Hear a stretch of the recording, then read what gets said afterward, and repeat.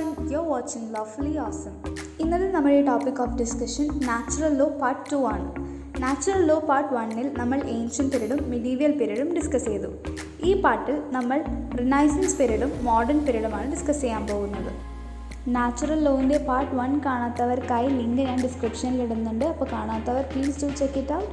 And ഇനി നമുക്ക് ടോപ്പിക്കിലോട്ട് കിടക്കാം. നാച്ചുറൽ ലോയിൻ്റെ തേർഡ് പീരീഡാണ് റിനൈസൻസ് പീരീഡ്. ഈ റിനൈസൻസ് പീരീഡിനെ റിബർത്ത് എന്നൊക്കെ വേണമെങ്കിൽ പറയാം. നോളജിൻ്റെ എല്ലാ ആസ്പെക്ട്സിലും ഡെവലപ്മെൻറ്റ് വിറ്റ്നസ് ചെയ്ത ഒരു കാലഘട്ടമായിരുന്നു ഈ റിനൈസൻസ് പീരീഡ്. പല പല എഡ്യൂക്കേഷണൽ ഇൻസ്റ്റിറ്റ്യൂഷൻസും അതുപോലെ തന്നെ പല പല ബ്രാഞ്ചസ് ഓഫ് സ്റ്റഡീസും ഉണ്ടായത് ഈ ഒരു പീരീഡിലായിരുന്നു. ഈ പീരീഡിലെ തിയറി അനുസരിച്ച് സൊസൈറ്റിയുടെ ബേസിസ് എന്ന് പറയുന്നത് സോഷ്യൽ കോൺട്രാക്റ്റ് ആണ്. ഈ സോഷ്യൽ കോൺട്രാക്റ്റിൻ്റെ മെയിൻ ഫിലോസഫേഴ്സ് എന്ന് പറയുന്നത് 4 പേരാണ്. Mainly Hugo Grotius, Thomas Hobbes, John Locke and Jean Jacques Rousseau.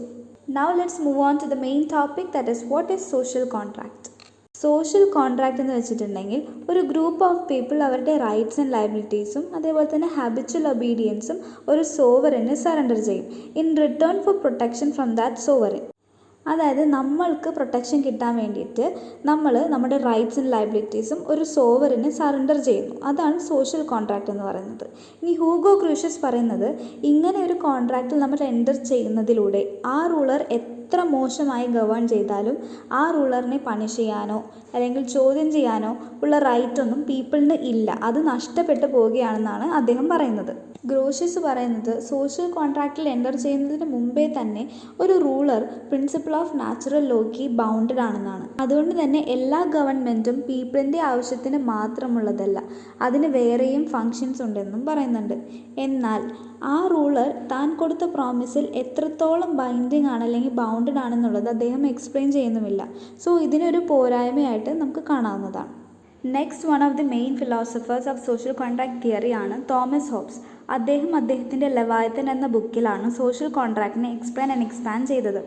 ഹോബ്സിൻ്റെ social contract theory ആബ്സല്യൂട്ടിസത്തിനെ ബേസ് ചെയ്തിട്ടുള്ളതായിരുന്നു. സോവറിനായിരുന്നു ആബ്സല്യൂട്ട് പവർ കൊടുത്തിരുന്നത്. പിന്നെ ഒരു കാര്യം കൂടി, ഈ സോഷ്യൽ കോൺട്രാക്ട് തിയറി ഒരു ഹൈപ്പത്തറ്റിക്കൽ സിറ്റുവേഷനെയാണ് എപ്പോഴും കാണിക്കുന്നത്. അതുകൊണ്ട് തന്നെ എല്ലാ ഫിലോസഫേഴ്സും ഒരു സ്റ്റേറ്റ് ഓഫ് നേച്ചറിൻ്റെ കാര്യം പറയുന്നുണ്ട്. സ്റ്റേറ്റ് ഓഫ് നേച്ചർ എന്ന് പറഞ്ഞിട്ടുണ്ടെങ്കിൽ ഇനീഷ്യൽ സ്റ്റേറ്റ്, അതായത് സോഷ്യൽ കോൺട്രാക്റ്റിന് ഏർപ്പെടുന്നതിന് മുൻപ് ഉണ്ടായിരുന്ന സിറ്റുവേഷനെയാണ് സ്റ്റേറ്റ് ഓഫ് നേച്ചർ എന്ന് പറയുന്നത്. ഹോബ്സിനും ഇതേപോലൊരു സ്റ്റേറ്റ് ഓഫ് നേച്ചർ ഉണ്ട്. അദ്ദേഹം പറയുന്നത് എന്താണെന്ന് വെച്ചിട്ടുണ്ടെങ്കിൽ ഒരു സ്റ്റേറ്റ് ഓഫ് വാർ ആയിരുന്നു. അതായത് ആദ്യം മനുഷ്യരെല്ലാവരും പീസ്ഫുള്ളായിട്ട് ജീവിച്ചുകൊണ്ടിരിക്കുന്നതിൻ്റെ ഇടയിലായിരുന്നു ആൾക്കാർ അടിയും പിടിയും ഒക്കെ തുടങ്ങിയത്. അങ്ങനെ ഒരു വാർ ആയിരുന്നു അദ്ദേഹത്തിൻ്റെ ഇനീഷ്യൽ സ്റ്റേജ് അല്ലെങ്കിൽ സ്റ്റേറ്റ് ഓഫ് നേച്ചർ എന്ന് പറയുന്നത്. ഈ സ്റ്റേറ്റ് ഓഫ് നേച്ചർ അവസാനിക്കണമെന്നുണ്ടായിരുന്നെങ്കിൽ ഒരു സോവറിൻ അതോറിറ്റിയിൽ അവർ പവർ വെസ്റ്റ് ചെയ്യണം. അങ്ങനെയാണെന്നുണ്ടെങ്കിൽ അവിടെ ഒരു പീസ്ഫുള്ളായിട്ട് നിലനിൽക്കുള്ളൂ എന്നാണ് അദ്ദേഹം പറയുന്നത്. അതുകൊണ്ട് തന്നെ entering into a social contract എന്ന് പറയുന്നത് വളരെ ഇമ്പോർട്ടൻ്റ് ആയിട്ടുള്ള ഫാക്ടറാണെന്നാണ് ഹോബ്സ് പറയുന്നത്. പിന്നെ അക്കോർഡിംഗ് ടു ഹിം സെൽഫ് പ്രിസർവേഷന് വേണ്ടിയിട്ടുള്ള എല്ലാ റൈറ്റ്സും നാച്ചുറൽ റൈറ്റ്സ് ആണ്. അവ ഇൻഏലിയനബിൾ കൂടിയാണ്. അതായത് അതിന് നമുക്ക് എടുത്തു കളയാൻ പറ്റത്തില്ല. എല്ലാ ഇൻഡിവിജ്വൽസിനും അവരുടെ റൈറ്റ്സ് വയലേറ്റ് ചെയ്യുമോ എന്ന് വളരെ പേടി ഉള്ളിലുണ്ട്. സോ ഈ റൈറ്റ്സ് എല്ലാം കൂടി അവരെ സ്റ്റേറ്റിന് സറണ്ടർ ചെയ്യും. ആ സ്റ്റേറ്റ് അവരെ പ്രൊട്ടക്റ്റ് ചെയ്യും എന്നാണ് തോമസ് ഹോബ്സ് പറയുന്നത്. പിന്നെ ഈ ഹോബ്സ് സിവിൽ ഡിസൊബീഡിയൻസിനൊക്കെ വളരെ എതിരായിരുന്നു. സിവിൽ ഡിസൊബീഡിയൻസ് എന്ന് പറഞ്ഞാൽ സോവറിൻ്റെ ലോസിനെ ഒപ്പോസ് ചെയ്യുന്നത്, അതിനൊക്കെ എതിരായിരുന്നു. എന്നാൽ അഥവാ ഈ സിവിൽ ഡിസൊബീഡിയൻസ് സക്സസ്ഫുൾ ആയി കഴിഞ്ഞാൽ സോവറിൻ്റെ ഗവേണൻസ് ക്ലോസ് ആവുകയും പീപ്പിൾ തിരിച്ച് ഒറിജിനൽ പൊസിഷൻ, അതായത് ഫസ്റ്റ് പറഞ്ഞ സ്റ്റേറ്റ് ഓഫ് നേച്ചർ അതിൽ ആവുകയും ചെയ്യുമെന്നാണ് അദ്ദേഹം പറയുന്നത്. ഇങ്ങനെ വരുമ്പോൾ അവർക്ക് അവരുടെ ഒബീഡിയൻസ് മറ്റൊരു സോവറിന് കൈമാറ്റം, അതായത് ട്രാൻസ്ഫർ ചെയ്യാൻ പറ്റും എന്നും അദ്ദേഹം പറയുന്നുണ്ട്. പിന്നെ പീപ്പിൾ അവരുടെ റൈറ്റ്സ് കംപ്ലീറ്റ്ലി ഒരു സോവറിന് ട്രാൻസ്ഫർ ചെയ്ത് കഴിഞ്ഞാലും സോവറിനോട് പീപ്പിളിന് ചോദിക്കാൻ പറ്റില്ല, അതായത് അവരുടെ ഒബ്ലിഗേഷൻസ് ഒന്നും ഫുൾഫിൽ ചെയ്യണം എന്ന് പറയാനുള്ള റൈറ്റ് ഇല്ല എന്നും തോമസ് ഹോബ്സ് വളരെ വ്യക്തമായിട്ട് പറയുന്നുണ്ട്. അടുത്തതായി നമുക്ക് ജോൺ ലോക്കിൻ്റെ കൺസെപ്റ്റ് ഓഫ് നാച്ചുറൽ ലോ എന്താണെന്ന് നോക്കാം.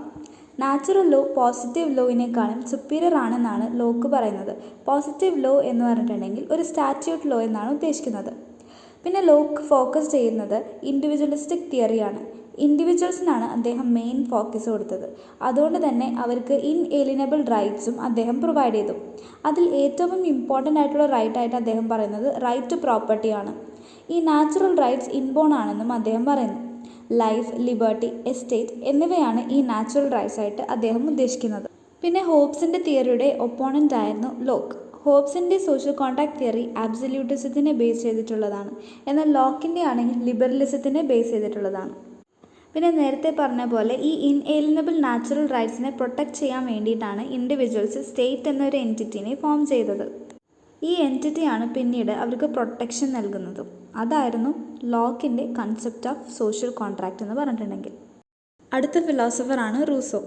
ആളുകൾക്ക് അൺലിമിറ്റഡ് ലിബർട്ടി ഉണ്ടെന്നും പ്രൈവറ്റ് പ്രോപ്പർട്ടി, കോമ്പറ്റീഷൻ, ജലസി എന്നിവയൊന്നും ഇല്ലെന്നുമാണ് റൂസോ പറയുന്നത്. Man knows neither right nor wrong എന്നും റൂസോ പറയുന്നു. എല്ലാവരും mine and thine, that is എൻ്റെയും നിൻ്റെയും എന്ന് ചിന്തിക്കാൻ തുടങ്ങി എന്നാണ് റൂസോ പറയുന്നത്. മാൻ ബൈ നേച്ചർ തിങ്ക് ചെയ്യില്ല. തിങ്ക് ചെയ്താൽ അവനൊരു കറക്റ്റ് ക്രീച്ചറാണ്. ഈ ഇൻഡിവിജ്വൽസ് എല്ലാം കൂടി ഒരു ബോഡി ഓർ കമ്മ്യൂണിറ്റിയെ ക്രിയേറ്റ് ചെയ്യും. ജനറൽ വിൽ പ്രകാരമാണ് ഈ ബോഡിക്ക് സോവേണിറ്റി കിട്ടുന്നത്. ഇൻഡിവിജ്വൽസ് അവരുടെ റൈറ്റ്സ് ഒരിക്കലും ഒരു പുറത്തുള്ള അതോറിറ്റിക്ക് സറണ്ടർ ചെയ്യില്ല. അവർ മെമ്പർ ആയിട്ടുള്ള ഒരു കോർപ്പറേറ്റ് ബോഡിക്ക് മാത്രമേ സറണ്ടർ ചെയ്യൂ എന്നാണ് റൂസോയുടെ തിയറി. മാൻ ഫ്രീ ആകുന്നത് 2 സാഹചര്യങ്ങളിലാണെന്നാണ് റൂസോ പറയുന്നത്. 1, അയാളുടെ റിയൽ വിൽ ഫോളോ ചെയ്യുമ്പോഴും 2 ജനറൽ വില്ലും അതിൽ നിന്ന് വരുന്ന ലോ ഫോളോ ചെയ്യുമ്പോഴുമാണ്. ഇതിന് കാരണം അയാളുടെ റിയൽ വിൽ എന്ന് പറയുന്നത് ഈ പറഞ്ഞ ജനറൽ വില്ലിൻ്റെ ഒരു പാർട്ടാണ്. ഇങ്ങനെ പാർട്ടാവാൻ കാരണം എന്താണെന്ന് വെച്ചിട്ടുണ്ടെങ്കിൽ അയാൾ ആ കമ്മ്യൂണിറ്റിയുടെ ഒരു മെമ്പർ ആയതുകൊണ്ടാണ്. ഇത്രയുമാണ് റിനൈസൻസ് പീരീഡിലെ തിയറീസ്. അടുത്ത പീരീഡാണ് മോഡേൺ പീരീഡ് അല്ലെങ്കിൽ മോഡേൺ തിയറീസ്. നാച്ചുറൽ ലോ തുടക്ക കാലഘട്ടത്തിൽ വളരെ പ്രൊമിനൻ്റ് ആയി നിന്നുവെങ്കിലും പിന്നീട് അത് ഡിക്ലൈൻ ചെയ്യുകയും വീണ്ടും റിവൈവ് ചെയ്ത് വരികയും ചെയ്തിരുന്നു. 19th സെഞ്ച്വറിയിലാണ് നാച്ചുറൽ ലോ ഡിക്ലൈൻ ചെയ്തത്. നാച്ചുറൽ ലോ ഡിക്ലൈൻ ചെയ്യാനുള്ള കാരണങ്ങൾ ഇവയൊക്കെയാണ്. ഇൻഡിവിജ്വലിസ്റ്റിക് കൺസെപ്ഷൻ, അതായത് എല്ലാ വാല്യൂസും റൈറ്റ്സും ഡ്യൂട്ടീസും ഇൻഡിവിജ്വൽസിൽ നിന്ന് തന്നെയാണ് ഒറിജിനേറ്റ് ചെയ്യുന്നത് എന്ന ഐഡിയയാണ് നാച്ചുറൽ ലോ ഡിക്ലൈൻ ചെയ്തതിൻ്റെ പ്രധാന കാരണമായിട്ട് വരുന്നത്. പിന്നെ നാച്ചുറൽ സയൻസിൻ്റെ ഗ്രോത്തും ഈ ഡിക്ലൈനിന് കാരണമായിട്ടുണ്ട്. അതുപോലെ തന്നെ മോണ്ടസ്ക്യൂവിൻ്റെയും ഹ്യൂംസിൻ്റെയും ഐഡിയ നാച്ചുറൽ ലോയിൻ്റെ ഫൗണ്ടേഷനെ ഡിസ്ട്രോയ് ചെയ്യുന്നതായിരുന്നു. മോണ്ടസ്ക്യൂ പറയുന്നത് ലോയിനെ ഇൻഫ്ലുവൻസ് ചെയ്യേണ്ടത് എൻവയൺമെൻറ്റും അതുപോലെ തന്നെ climate, soil, religion, custom, commerce തുടങ്ങിയ കണ്ടീഷൻസ് ആയിരിക്കണം എന്നാണ്. ഹ്യൂംസ് പറയുന്നത് നാച്ചുറൽ ലോ റീസൺസിനെ ബേസ് ചെയ്തിട്ടുള്ളതാണെന്നും ആ റീസൺസ് കൺഫ്യൂഷനെ ബേസ് ചെയ്തിട്ട് വരുന്നതാണെന്നുമാണ്.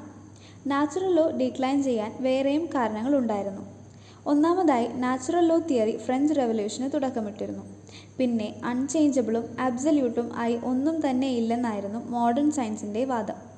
മൂന്നാമതായി ബന്ധാം നാച്ചുറൽ ലോയിനെ സിമ്പിൾ നോൺസെൻസ് ആയിട്ടായിരുന്നു കണ്ടിരുന്നത്. നാച്ചുറൽ ലോ ആംബിഗ്വസും മിസ്ലീഡിങ്ങും ആണെന്നാണ് ഓസ്റ്റിൻ പറഞ്ഞിരുന്നത്. ജൂറിസ്പ്രുഡൻസ് പോസിറ്റീവ് ലോയിനെ ബേസ് ചെയ്തിട്ടുള്ളതാണെന്നും റൈറ്റ്സ് ക്രിയേറ്റ് ചെയ്യുന്നതും റെഗുലേറ്റ് ചെയ്യുന്നതും സ്റ്റേറ്റ് ആണെന്നുമായിരുന്നു ഓസ്റ്റിൻ്റെ തിയറി. ഇനി നമുക്ക് ഈ ഡിക്ലൈനിൽ നിന്നും എങ്ങനെ നാച്ചുറൽ ലോ റിവൈവ് ചെയ്തെന്ന് നോക്കാം. നാച്ചുറൽ ലോ റിവൈവ് ചെയ്തത് 19th സെഞ്ച്വറിയുടെ അവസാനത്തിലായിരുന്നു. 19th സെഞ്ച്വറിയിലെ പോസിറ്റീവ് ലീഗൽ തിയറിയുടെ റിയാക്ഷൻ ആയിട്ടാണ് നാച്ചുറൽ ലോ റിവൈവ് ചെയ്തത്. പോസിറ്റിവിസത്തിൻ്റെ ഫെയിലിയറും വേൾഡ് വാറിൻ്റെ ഇഫക്ട്സും അതുപോലെ തന്നെ മാർക്സിസ്റ്റ് ആൻഡ് ഫാസിസ്റ്റ് തിയറീസിൻ്റെ എമർജൻസുമാണ് നാച്ചുറൽ ലോ റിവൈവ് ചെയ്യാൻ കാരണമായത്. റിവൈവലിന് ശേഷം നാച്ചുറൽ ലോ കൂടുതൽ കോൺസെൻട്രേറ്റ് ചെയ്തിരുന്നത് റിലേറ്റിവിസത്തിലാണ്. അതായത് നോളജ്, ട്രൂത്ത്, മൊറാലിറ്റി എന്നിവയൊക്കെ ഓരോരുത്തരുടെ കൾച്ചറും സൊസൈറ്റിയും അനുസരിച്ച് മാറുന്നവയാണ്. അതൊരിക്കലും ആബ്സല്യൂട്ട് അല്ല എന്നാണ് റിലേറ്റിവിസം പറയുന്നത്. നാച്ചുറൽ ലോയുടെ റിവൈവലിനെ പറ്റി സംസാരിക്കുമ്പോൾ ഏറ്റവും ഇമ്പോർട്ടൻ്റ് ആയിട്ട് പറയേണ്ടത് റുഡോൾഫ് സ്റ്റാംബ്ലർ എന്ന ജർമ്മൻ ഫിലോസഫറിനെ പറ്റിയാണ്. സ്റ്റാംബ്ലർ ഒരു കടുത്ത ഇമ്മാനുവൽ കണ്ട് ഫോളോവർ ആയിരുന്നു. കണ്ടംപററി നാച്ചുറൽ ലോയുടെ ഫാദർ എന്നും സ്റ്റാംബ്ലർ അറിയപ്പെടുന്നുണ്ട്.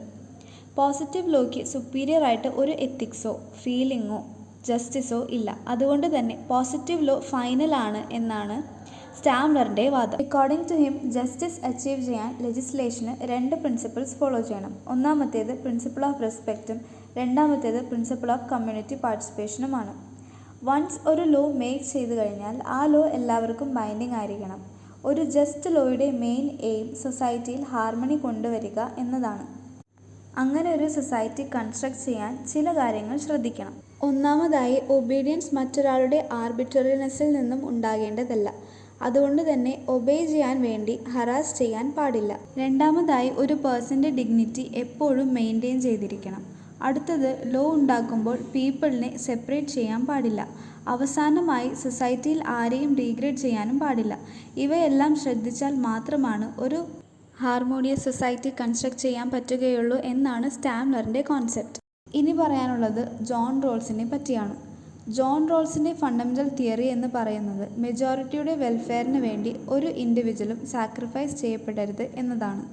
ഇതുകൂടാതെ റോൾസ് 2 ബേസിക് പ്രിൻസിപ്പിൾസ് ഇൻട്രൊഡ്യൂസ് ചെയ്തിട്ടുണ്ട്: ഈക്വൽ ലിബർട്ടി പ്രിൻസിപ്പിളും ഡിഫറൻസ് പ്രിൻസിപ്പിളും. ആദ്യത്തെ പ്രിൻസിപ്പിൾ ഈക്വൽ ലിബർട്ടി പ്രിൻസിപ്പിളാണ്. ഈ പ്രിൻസിപ്പിളിൽ പറയുന്നത് എല്ലാവർക്കും basic human needs, rights and ലിബർട്ടീസിൽ ഈക്വൽ ആക്സസ് ഉണ്ടായിരിക്കണം എന്നാണ്. എല്ലാ ഇൻഡിവിജ്വൽസിൻ്റെയും റൈറ്റ്സ് കോമ്പാറ്റബിൾ ആണ്, അതായത് കോൺഫ്ലിക്റ്റ് ഇല്ലാതെ ഒന്നിച്ച് എക്സിസ്റ്റ് ചെയ്യുന്നവയാണ്. Right to life, right to speech, right to vote എന്നിവയാണ് അതിന് എക്സാമ്പിൾസ്. രണ്ടാമത്തെ പ്രിൻസിപ്പിൾ ഡിഫറൻസ് പ്രിൻസിപ്പിൾ ആണ്. ഈ പ്രിൻസിപ്പിൾ എംഫസൈസ് ചെയ്യുന്നത് ഈക്വാലിറ്റി ഓഫ് ഓപ്പർച്യൂണിറ്റി ആണ്. അതായത് എല്ലാവർക്കും ഒരു ബാരിയറും പ്രിജുഡൈസും പ്രിഫറൻസും ഒന്നും നോക്കാതെ സിമിലറായിട്ട് അവരെ ട്രീറ്റ് ചെയ്യണം. അതുപോലെ തന്നെ social and economic inequalities just ആകുന്നത് അവ സൊസൈറ്റിയിലെ മൈനോറിറ്റിക്ക് ബെനിഫിറ്റഡ് ആകുമ്പോഴാണ്. So to sum up, natural law സ്കൂളിനെ 4 പീരീഡായിട്ടാണ് ക്ലാസിഫൈ ചെയ്തിട്ടുള്ളത്: ancient, medieval, renaissance and modern period. Ancient പീരീഡിലെ മെയിൻ ഫിലോസഫേഴ്സ് ആരൊക്കെയാണെന്ന് വെച്ചിട്ടുണ്ടെങ്കിൽ Socrates, Plato, Aristotle and Heraclitus ആണ്. മിഡീവിയൽ പീരീഡിൽ സെൻറ്റ് തോമസ് അക്വിനാസും, റിനൈസൻസിൽ Hugo Grotius, Thomas Hobbes, John Locke and Rousseau. Modern പീരീഡിൽ Rudolf Stammler, John Rawls and Kohler ആണ്. ഇത്രയുമാണ് നാച്ചുറൽ ലോ സ്കൂളിൽ പറയുന്നത്. അടുത്ത സ്കൂൾ നെക്സ്റ്റ് വീഡിയോയിൽ ഇടുന്നതായിരിക്കും. So do check it and previous videos കാണാത്തവർക്കായി ലിങ്ക് ഡിസ്ക്രിപ്ഷനിൽ ഇടുന്നുണ്ട്. So do watch it and share your thoughts. Video ഇഷ്ടപ്പെട്ടെങ്കിൽ do like, share and subscribe to our channel.